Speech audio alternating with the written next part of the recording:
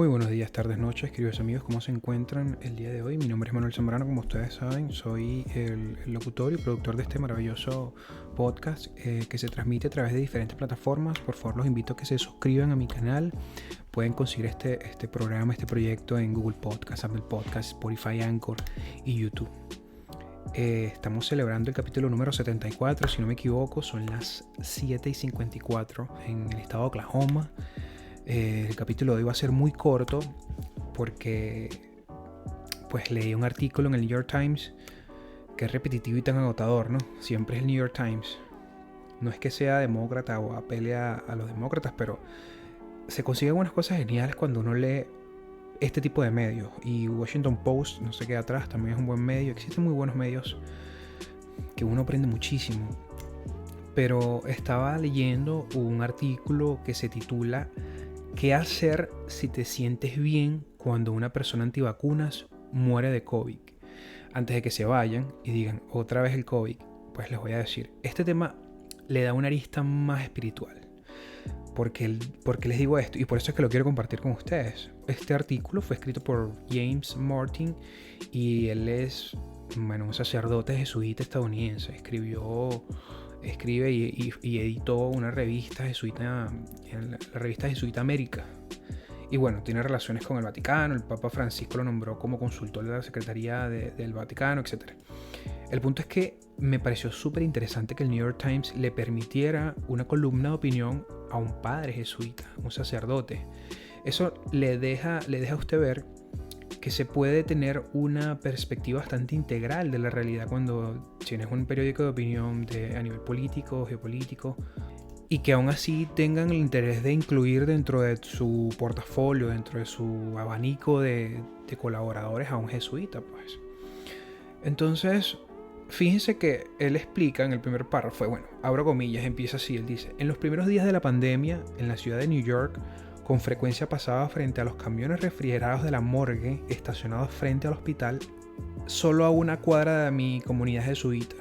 En aquellos días parecía que todos usaban cubrebocas, todos mantenían el distanciamiento social, todos se lavaban las manos y limpiaban los productos empacados que compraban, y todos pedían en sus oraciones o esperaban que hubiera una vacuna.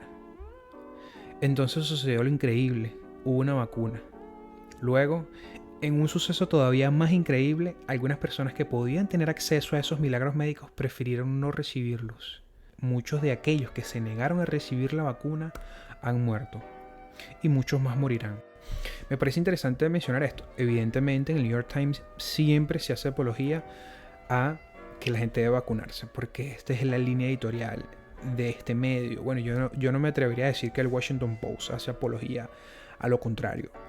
Tú no vas a conseguir un artículo que diga que no te vacunes o que la conspiración no sé qué cosa en el New York Times, porque el New York Times es un medio muy respetable y los contribuyentes de este medio son por lo general gente acreditados. A lo que yo voy es que no sé si les pasa a ustedes, pero muchas veces uno trata de definir, o sea, lo repito, lo reformulo de esta manera. Muchas veces cuando uno lee algo, a uno le sorprende y uno se deleita escuchar o leer palabras de gente definiendo fenómenos que tú nunca te molestaste en definir, o ya sea por incapacidad o porque no tuviste la voluntad de definir.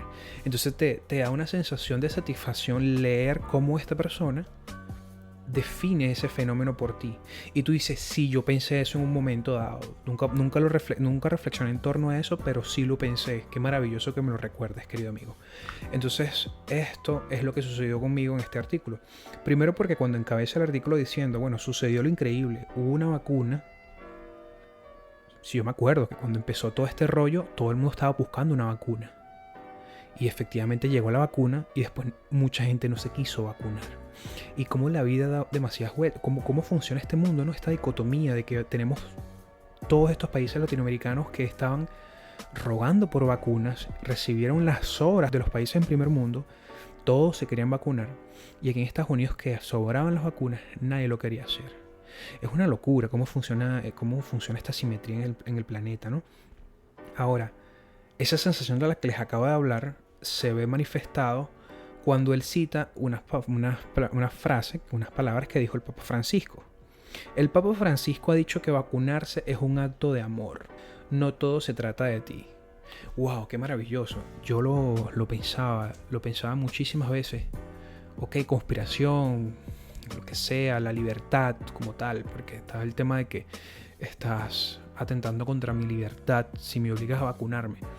Pero si piensas que realmente no tiene que ver contigo, si piensas que tiene que ver más con el deterioro senil que puede someter a un anciano cuando se enferma. Mi abuelo le dio coronavirus, después de eso no es el mismo. Y así sucede con muchos ancianos, y muchos ancianos murieron, mucha gente que incluso es joven murió. Entonces, ¿qué frase, no? No todo se trata de ti. Y por eso es que yo quise compartir con ustedes este artículo. Se los voy a dejar por supuesto aquí abajo para que lo lean. Él dice: así que no sorprende que cuando una figura conocida que se ha negado a realizar este acto de amor muere de COVID, en particular si ha despotricado en público en contra de estas medidas para proteger la salud. Algunas personas sienten el impulso de decir: te lo dije. Muchas cuantas personas todavía van más lejos y se burlan de quienes han perdido la vida o incluso provocan a los familiares que les sobreviven.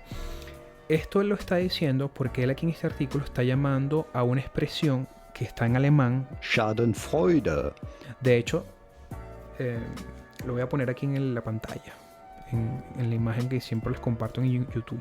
Y esto alude a un término alemán que denota la alegría que experimentamos ante la desgracia ajena. ¿Alguna vez, aunque te dé vergüenza, has sentido placer por el fracaso o el sufrimiento de otra persona? Quizás cuando tu ex fracasó en su siguiente relación, o cuando suspendió un examen el estudiante perfecto, o el día que perdió injustamente tu equipo rival. Por ejemplo, si eres del Barcelona, ¿no hubieses preferido perder la final de la Copa del Rey y que el Real Madrid no ganase la Champions? Sería tremendamente raro que algo de esto nunca te haya sucedido. Es que es un rasgo común de la naturaleza humana, con un nombre bastante extraño: Schadenfreude. Y él está, por supuesto, apelando al hecho de que muchos de nosotros que nos vacunamos sentimos como cierta satisfacción por aquellos que no se vacunaron y eventualmente se enfermaron, o quizás aún peor, muchos murieron. Entonces él explica la empatía que deberíamos sentir nosotros incluso aquellas personas que nunca quisieron vacunarse en un momento de necesidad, como una muerte o una enfermedad. Entonces me parece que es interesante porque se le está dando un giro al tema de la vacuna, se le está dando un giro al tema de la empatía. O sea, tenemos que leer este tipo de artículos para poder darnos una idea diferente del fenómeno político que representa vacunarse o no vacunarse. Entonces creo que de hecho él lo explica con el ejemplo de... Él dice: se encuentra en todo espectro ideológico. Hace poco en Fox News, Laura Ingraham, comentarista que a menudo ha dicho que cree en los valores cristianos, celebró la noticia de que el general Mac Miller, presidente de Estado Mayor Conjunto de los Estados Unidos, había dado positivo en coronavirus a pesar de estar vacunado y no tener la dosis de refuerzo. El problema es que incluso un caso leve de Schadenfreude es totalmente opuesto a los valores cristianos. Jesús nos propuso orar por nuestros enemigos, no alegrarnos de sus desgracias. Nos invitó a cuidar a los enfermos, no a burlarnos de ellos. El Evangelio de Lucas narra lo que le dijo a uno de ellos, y no fue: eso es lo que te mereces, sino: hoy estarás conmigo en el paraíso. Que by the way, este pasaje es muy hermoso, y no lo digo como un cristiano abnegado porque no lo soy, pero trato en lo posible de vez en cuando tener la rutina de leer pasajes bíblicos y empaparme a nivel histórico quizás de cada libro y todo esto, ¿no? Y la verdad es que ese pasaje es muy hermoso y muchas veces nos conecta con el tipo de persona que pudiese haber sido para los no creyentes o fue efectivamente para los creyentes Jesús de Nazaret. Hoy estarás conmigo en el paraíso. Eso se lo dijo Jesús cuando fue crucificado, y el ladrón que estaba a su lado, que estaba siendo crucificado con él. Entonces él dice, Schadenfreude. él dice, esta expresión no es un valor cristiano, ni siquiera es un valor ligeramente moral. Entonces en eso basa este bello artículo de este jesuita. Y él dice, aquí podemos hacer una referencia a toda una lista de filósofos, teólogos y otras voces sabias de distintas religiones y tradiciones de todo el mundo para reforzar mi argumento, pero prefiero usar una palabra que casi no se ha visto en nuestros discursos: mezquindad. Jactarse del sufrimiento o muerte de alguien es lo más opuesto a un acto moral que se puede imaginar. Es cruel.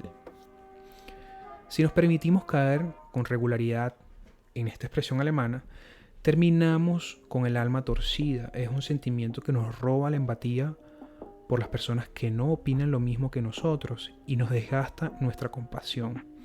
Para emplear una expresión que aparece tanto en el Antiguo Testamento como en el Nuevo, endurece nuestro corazón sin importar cuánto desienta de quienes son antivacuna.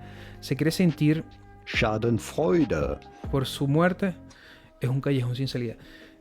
El tema de la empatía es muy importante y yo creo que todos los seres humanos caemos en ese error, en el error o en la incapacidad de sentir empatía por los demás.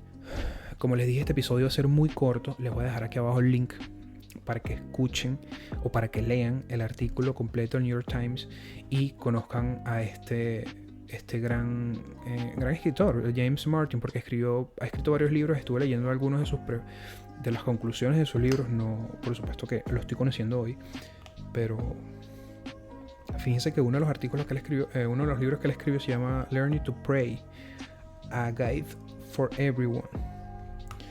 Aprender a rezar, una guía para todo el mundo.